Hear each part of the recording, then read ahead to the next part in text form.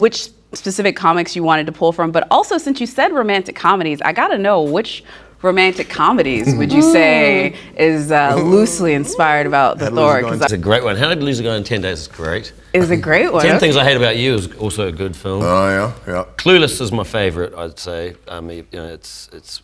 Yeah. Are these influencing it as well? Oh no, I think these are movies I like.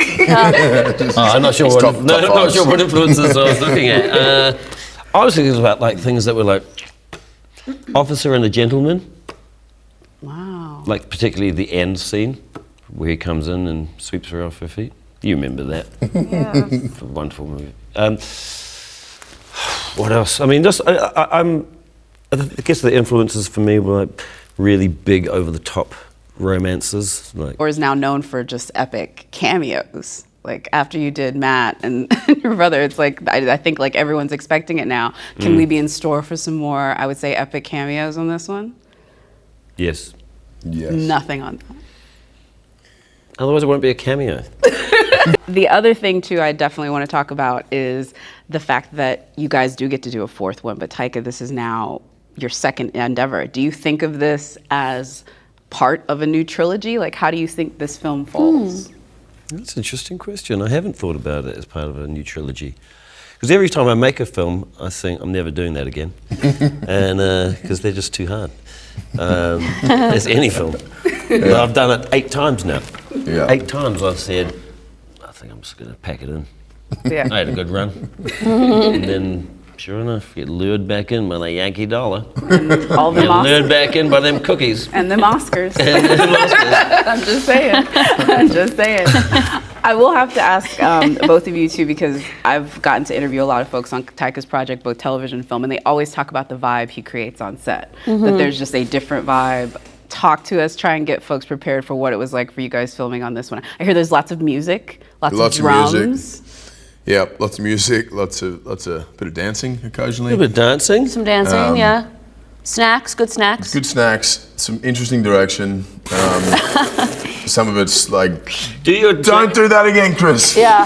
Do your Jack Sparrow impression, and which Tessa once thought they played this game and it was like doing impressions of and then his thing, but she had to guess Jack Sparrow, and he was like, and she goes, Taika. Michael will sit under the camera, like right here, and just like whisper or yell or scream suggestions. Yes. And it's fun. It creates a spontaneity and an insanity that. What was your favorite under the camera Taika direction that he screamed out from you, either on this or from Ragnarok?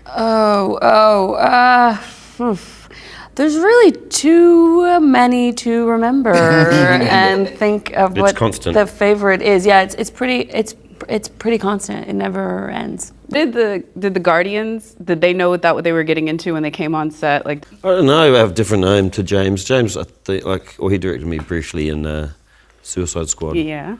And he just knows what he's doing. That's the difference. He's got a plan and he knows every frame that he's going to shoot and he storyboards everything and he just knows what he wants. Where I'm just trying to, I'm like, I don't know what I want. I'll see it somewhere in there at some point. The first time I met them all was on the Infinity War set, and from that day there was just such a different sort of vibe and energy that each of the characters brought out in each other, and it was the same with on this film. Like it's a whole different dynamic when you have the characters from another franchise who are used to doing their own franchise mashed into this world. It was, like most of it, insane and hilarious and fun. What was the favorite moment from the Guardians or Nebula or any of the new folks? Oh, well, I just came to set to watch because I wasn't in any of the Guardian stuff, and I don't remember which of them said it to me, but someone asked me, is it always like this? I was like, yes, it is. Yes, it is. I think what you were saying, Taika, I think it's like maybe just we're used to a certain level of chaos, existing in a certain level of chaos, because there's always the version that's on the page and then the thing, and then we throw that out and do a bunch that we know probably maybe 95% of it will never get to be in the film, but you do it for the 5% that can live there. And also just for the fun of we're here, we got dressed up in these stupid costumes and we may as well enjoy this moment rather than just be prescriptive and just do the one line that's written there. And the residual effect of that conversation or that energy or that gag that then trails into the actual dialogue has a different sort of nuance to it. I wanted to just say real quick on uniforms, maybe we're not supposed to say, but love your Instagram picture. So what did I do? Of the new Valkyrie clothes. Oh, it was my fault. I sent a picture to my stepmom and she posted it on Instagram. Oh, man. Oh, really? I didn't know that. Yeah, I wasn't me, and it's a big thing. She feels terrible. I'm so sorry, Marvel. I'm so sorry, Disney. It's not my fault. I'm never gonna send selfies again. No. But No, you look great. You're nowhere near Mark Ruffalo's level.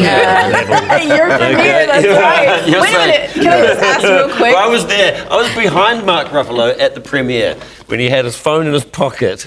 And it was on someone live. said, live stream, you coming to the premiere. And then he was like, great, sat down and he put it in his pocket with a camera pointing out at the screen.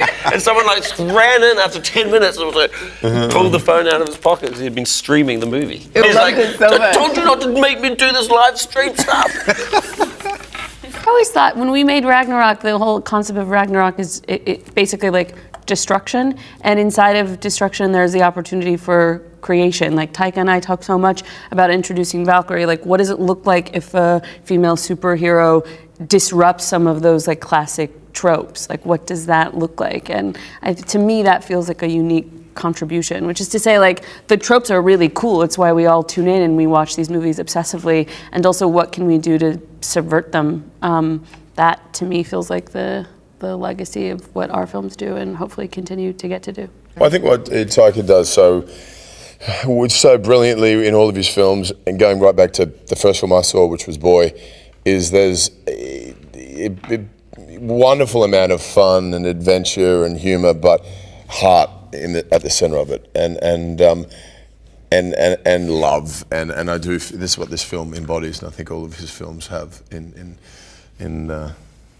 many layers. This film definitely, again, well, we're not going to go on about love too much, but you know, I keep thinking about those moments in this film. There are moments in this film that I think are very touching, and you know, whether your film is for people to have this, be swept away on this adventure and escape, and laugh and have fun, but also to feel something. And I think, you know, this film is quite emotional as well. So. Yeah.